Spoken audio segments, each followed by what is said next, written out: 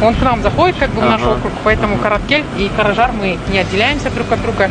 Сегодня все, что вы здесь сегодня увидите, это достижение общими усилиями и народа, и вашего участия. Вот такой диалог, как с вами, как с Оксаной был, это вообще это уникальное дело. Принимали решения, помогали, за это большое спасибо. Вам тоже. Ну и сегодня результаты видим, да, работы?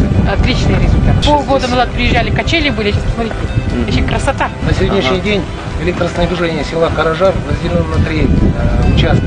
Первый участок вот желтым отмечен, это линия АРЭК, в 2019 году были модернизированы, полностью обеспечены. Второй, следующий, голубым отмечен, это значит в 2021 году был реализован проект, в первую очередь, электроснабжения села Каражар.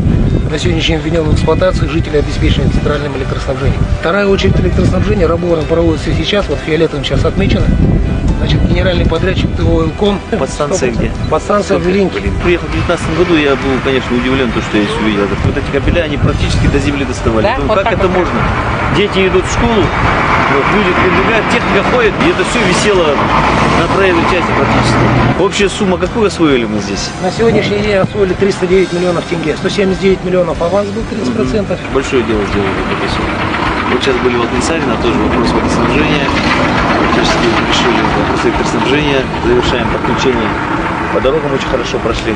Население поддерживает, потому что стараемся же. Но все равно, видите, население растет, геометрическая прогрессия. Сегодня хорошо, все, вопрос закрыли. Алтынсарина, здесь еще таких у нас 7-8 сел.